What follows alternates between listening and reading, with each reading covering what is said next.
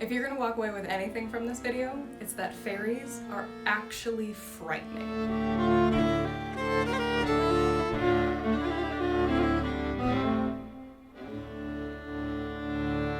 Hey there, welcome back. Today we're going to be looking at Titania's monologue, These Are the Forgeries of Jealousy. We're going to scan the text, we're going to break it down, we're going to look up some words we don't know, and then we're going to put it back together and see what we glean from it.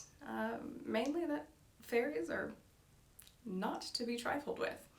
A quick note about scansion. Scansion is an art. It is not a science. How I may scan this text may be very, very different from how you scan this text, and that is very okay. It is meant to be subjective and flexible for what you need. So I may throw some curveballs in that you may completely disagree with, and that's amazing. Please fight me. I love it. So yeah, with that, let's dive in. So the beginning of the speech starts off with quite a few trochees. You see Titania cutting off Oberon and diving into her argument here. So we've got a trochee to begin the speech and a few trochees in that third line as well.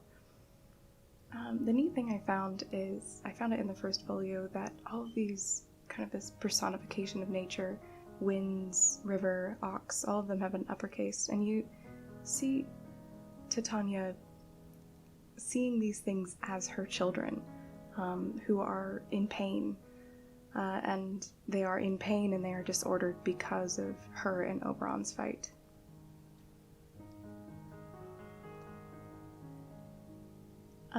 Whenever I'm working on a speech, scanning a speech, I always go and find all of the regular lines first, and if I get stuck on a line, I usually will mark it and come back to it. Now, you see me underlining rheumatic. I say rheumatic. Other people say rheumatic. I think I've heard it rheumatic for so long that that's how I say it. But if you say rheumatic, it actually adds an extra syllable and will expand the line, and it will be an irregular line, so I put rheumatic. We see at the end Titania becoming really emotional, especially in these, as in mockery set, the spring, the summer. We see the double ending on this line. Really, really heartbreaking. As a note, I call them double endings. Most people call them feminine endings. I don't like that. Double ending or a feminine ending is when a line ends on a weak beat, not on a strong beat. And usually we see these when somebody's quite o'ercome. You see me underlining through. I had pulled over a note from an old show. We had changed the word to through instead of thorough.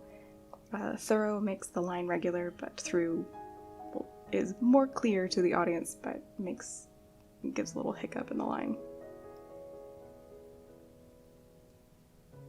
The final thing I do is I go through using my glossaries and look up any words that are kind of strange or odd to me or I need a little bit more clarity on. Most of these words are pretty straightforward.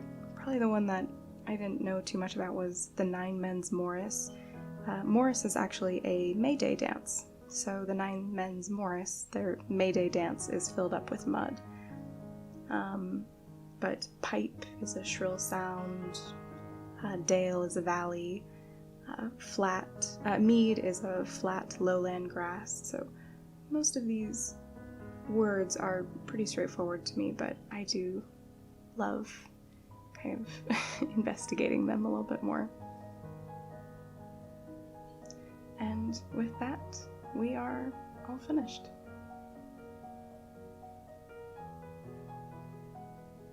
Okay, so we finished breaking it down. So what's the point? I think it's really tempting to fall deeply into all of these images. This is a beast of a monologue to do. It is,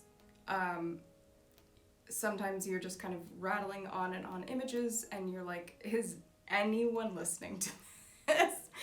It is a gnarly speech to give, because that is so chock full of gorgeous imagery, but also, if you really listen to it, terrifying imagery.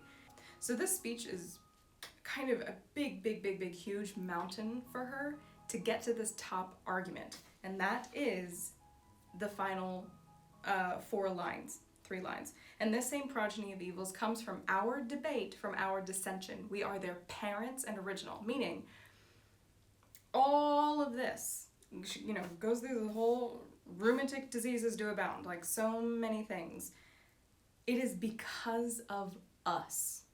Because Titania and Oberon are not getting along, the world is turning upside down. And nature is completely losing its balance. And she goes through this monologue, then she has another monologue. She gets through all of it. And yet, at the end, she asks, if you will patiently dance in our round and see our moonlight revels, go with us. So, this whole monologue is, yes, I am so mad at you, but it's also, look at, she calls the earth their progeny, their children, right? We are their parents. At this point, Titania is more concerned with the health and well-being of the world rather than Oberon and her and Oberon's fight, right? And then, of course, he's petty and says, give me that boy. Like, all right, well, it's so long. Also, another thing that we can kind of forget is Titania is incredibly powerful. So powerful that the only way for Oberon to get his way is to find a flower that has a love potion so strong it comes from Cupid's arrow. And he sends Puck to go get that. And it's like kind of far. So that is the only way for Oberon to get his way, is to do that. Which shows you how equal they are. I think the one thing that we forget is that specifically in English and Celtic folklore, fairies are pretty scary. They were known to steal children. They were known to trick humans, to almost like take them and make them madly dance at every night in their dreams. So fairies in English and Celtic folklore are very powerful over humans, and yet at the same time they have a glamour. They have this, it's very enticing, and they draw humans in. So I think many times we hear the word fairy and we're like, oh, that's cute, and you're like, Fern Gully. No, this is not Fern Gully. That's not what we're talking about here.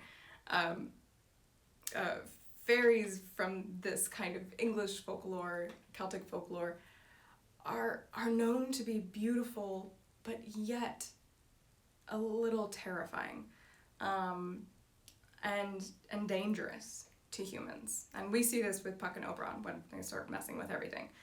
And the danger of this speech is the fact that the two of them are fighting has turned the world completely upside down. Contagious fog, rivers are overflowing continents. The